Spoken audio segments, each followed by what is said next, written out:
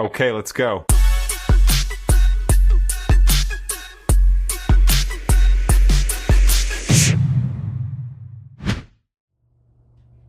Welcome to this week's brief. I'm Sharon Danley.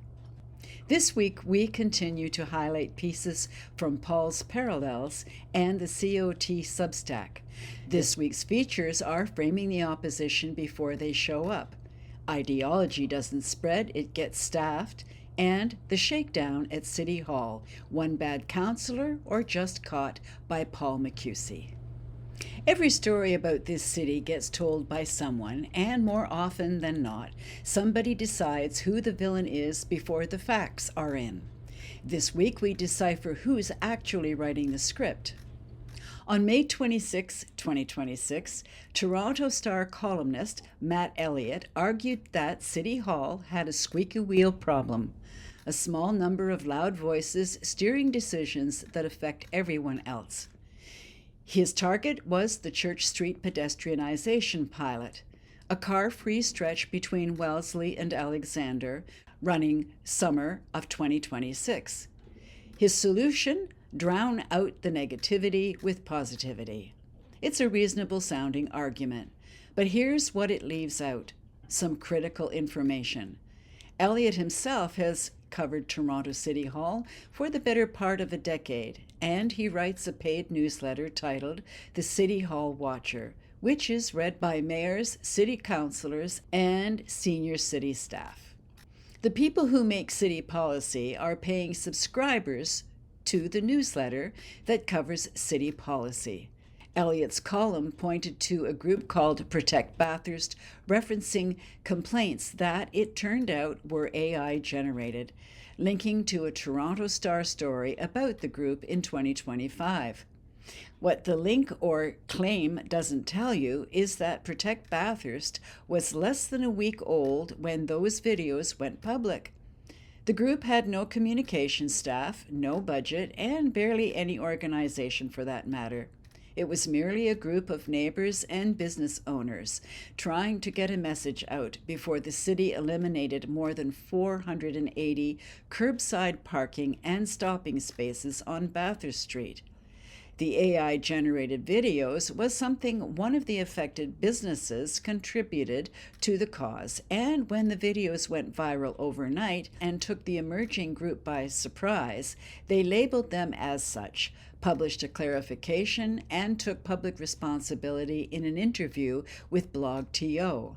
That alone should have cleared the slate, regardless of viewpoint, and proved that the group and the cause was in fact not manufactured.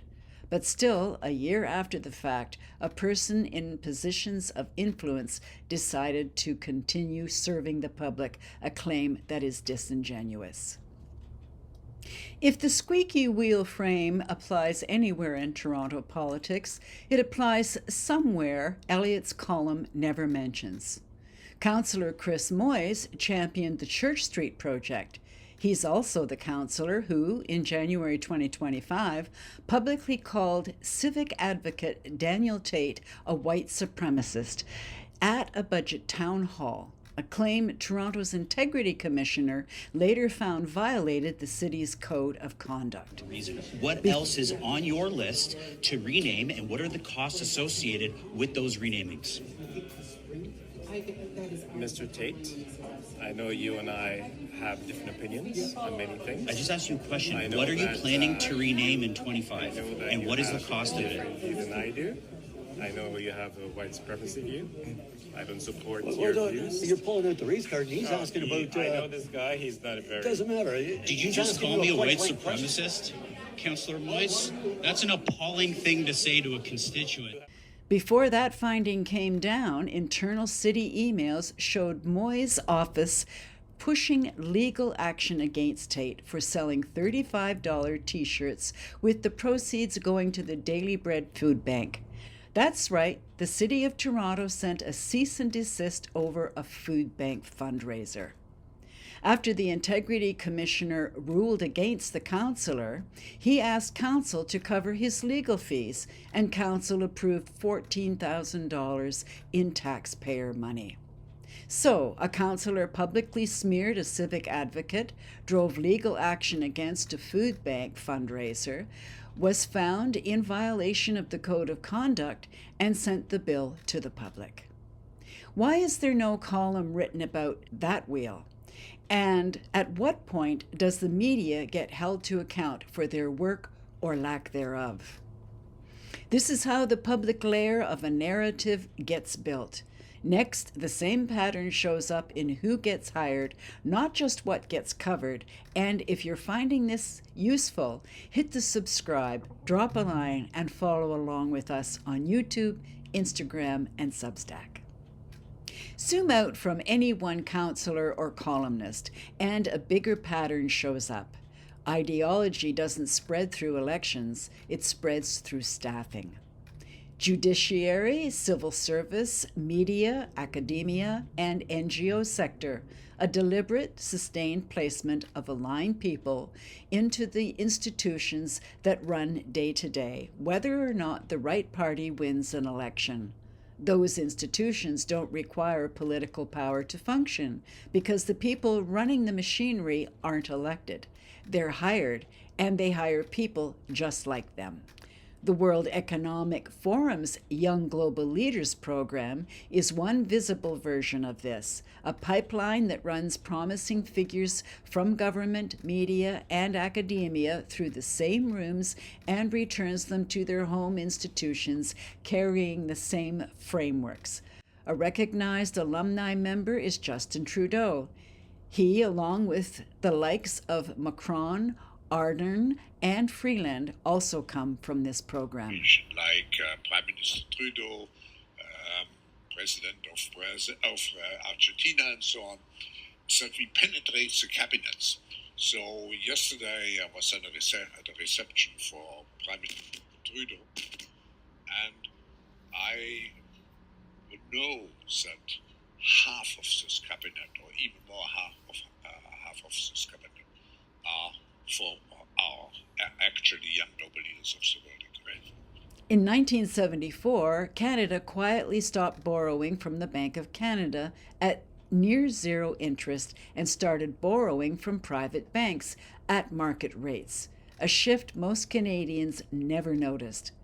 By 2016, Canada's gold reserves had fallen to roughly 77 ounces, effectively zero against the thousands of tons held by every other G7 nation. The ideological installation got the headlines while the financial installation took control of the country. 2025 and 2026 has seen some of the most aggressive precious metals accumulation from banking institutions worldwide in recorded history. But Canada not only follows the trends, but still holds on to nearly nothing. But we will dive deeper into that theme another day.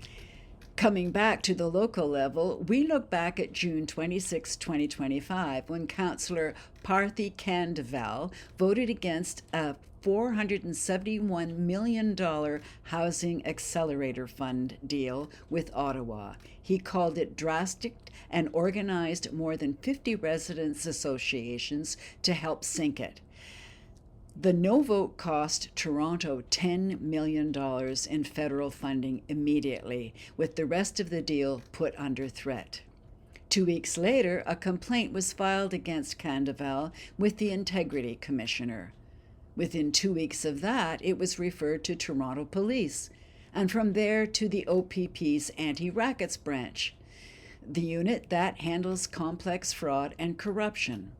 The allegation that was made claimed that the developers behind a 660-unit high-rise project on Kennedy Road were asked by Candeval for a considerable amount of money to move it forward. The councillor denies wrongdoing, and the investigation is ongoing. But here's the part that doesn't fit the simple version of the story. The developers who filed the complaint still managed to get their towers. The project moved forward anyway. In 2021, Acorn Canada found that every single councillor elected that year took developer money. One councillor took 59% of his contributions from that industry alone. Candavel, though, has been on council for 2 years, while none of the councillors who have been there for 2 decades are under investigation. So what really led to this investigation, and who pushed the developers to file it? Pay to play, if that's what this is, doesn't need to be illegal to be systemic. It just needs to be normal. In this episode, we've explored 3 different fronts.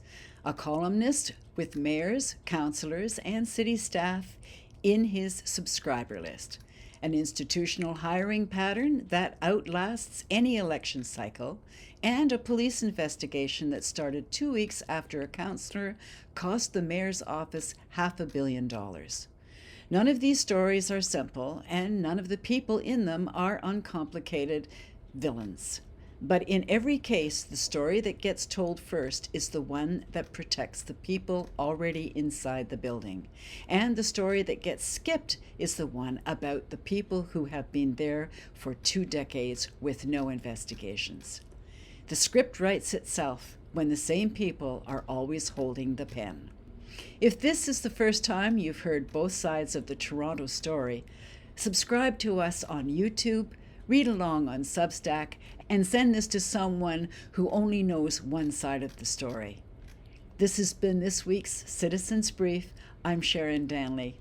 Thanks for watching.